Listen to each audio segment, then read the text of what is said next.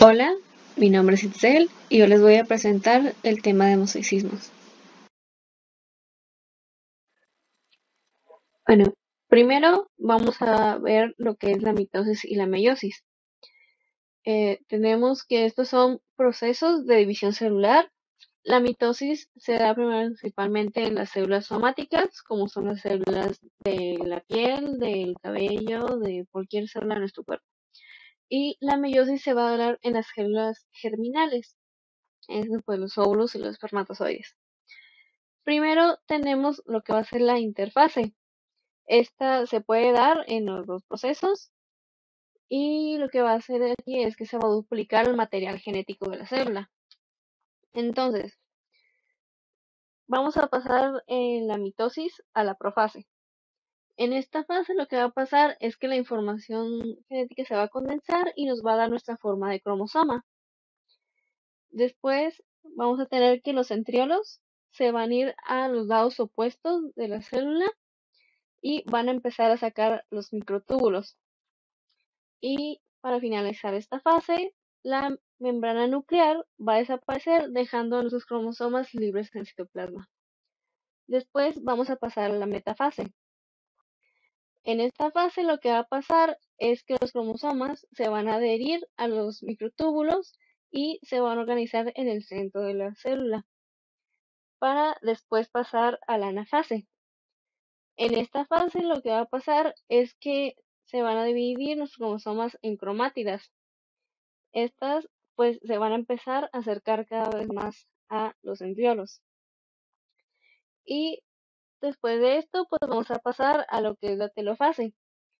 En esta fase lo que va a pasar es que las cromátidas van a alcanzar a los centriolos y aquí va a volver a aparecer nuestra membrana nuclear.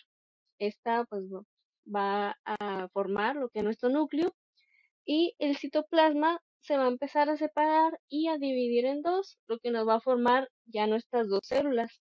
Estas células van a tener la misma información genética que teníamos en nuestra célula original. Después vamos a pasar al proceso de la meiosis. Aquí vamos a tener la meiosis 1 y la meiosis 2.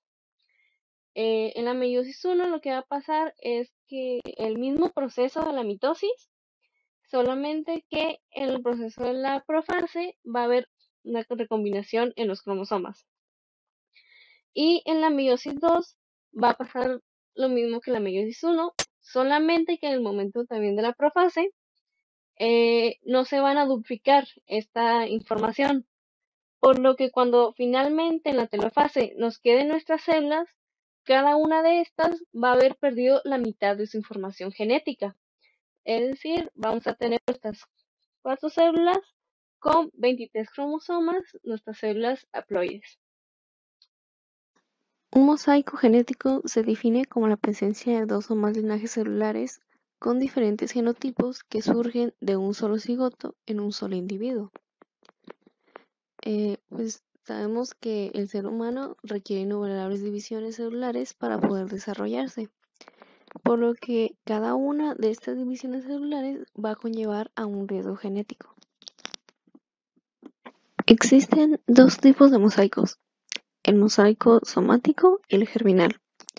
El mosaico somático, pues, va a tener más de un linaje celular en las células somáticas. Este no es hereditario, pero se ha demostrado en algunos estudios que si este mosaico ocurre en la etapa de preimplantación, puede afectar tanto a las células somáticas como las germinales. Y el mosaico germinal.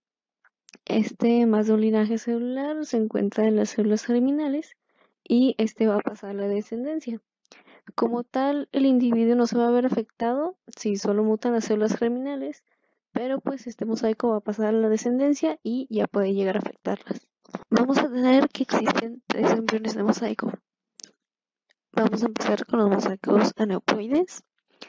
Este implica una mezcla de genotipos aneuploides distintos de un organismo cuya composición celular completa es anormal. Esto puede ser como un cromosoma entero faltante o demás. Tenemos mosaicos euploides aneuploides. que se va a relacionar con poblaciones de células haploides y aneuploides en un solo individuo, y este es el más común con el que el embrión pueda sobrevivir. Y también tenemos el mosaico diploide. Este comúnmente es llamado embriones mixoploides y implica una combinación de diferentes múltiplos del número de los cromosomas haploide normal.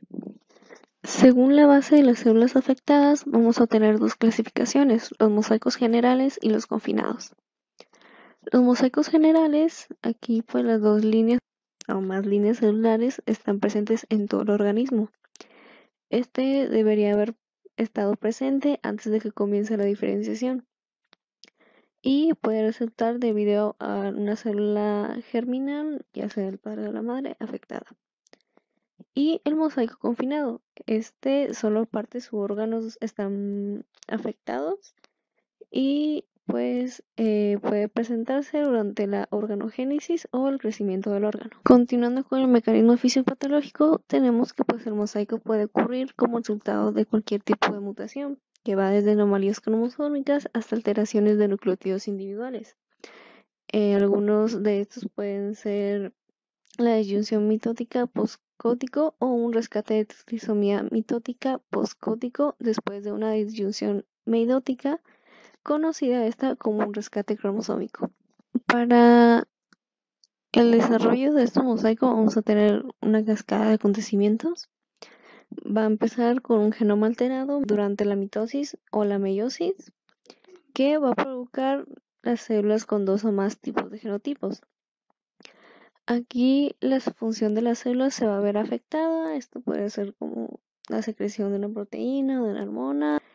Y después vamos a entender que según la población de la célula afectada, la función tisular también puede deteriorarse. Después vamos a tener que la expresión como síntomas clínicos va a variar según la enfermedad que pues nos haya causado.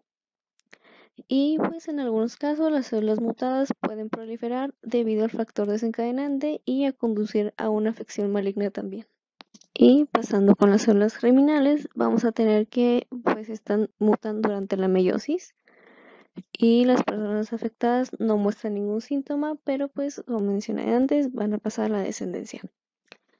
Aquí las células germinales afectadas se fusionan con células germinales normales o normales.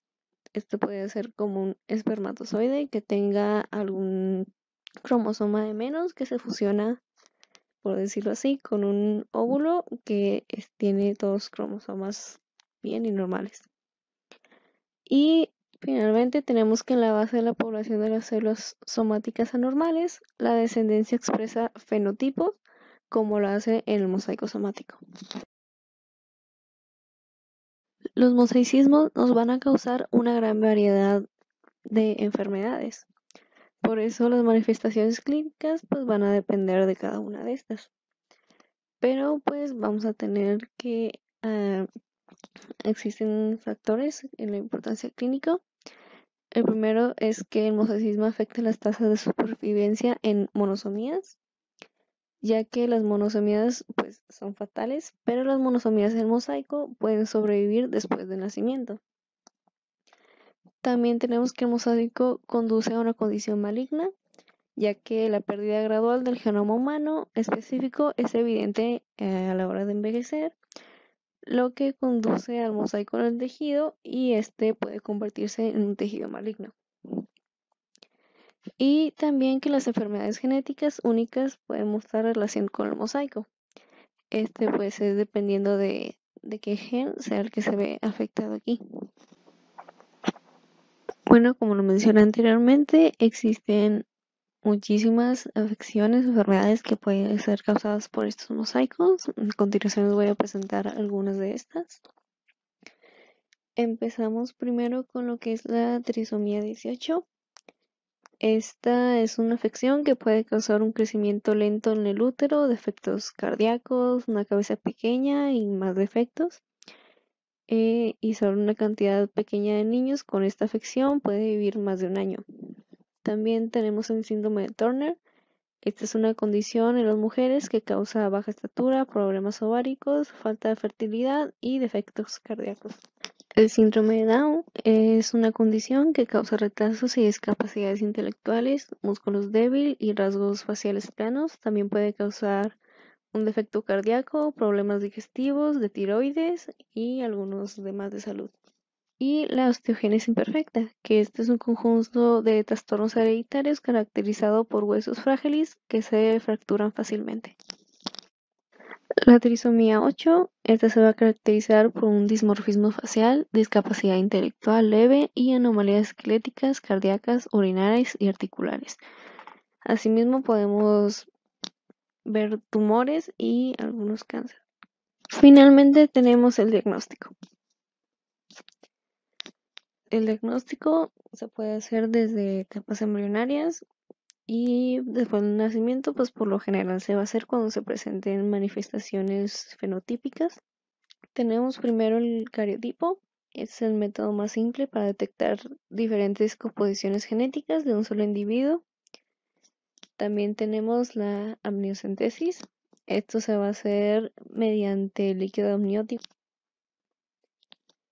El muestreo de virus coriónica, aquí las células de vellosidades coriónicas se expiran para su análisis genético. La microarray cromosómica, este puede identificar variaciones de los números de copia sin tener la limitación de las células que se cultivan en una etapa del ciclo específica. Y tenemos también la secuenciación de próxima generación. Esta es más específica y puede identificar mutaciones al nivel de los nucleótidos y pues se usan desde adultos y hasta los embriones. Pues aquí tenemos la bibliografía y muchas gracias por su atención.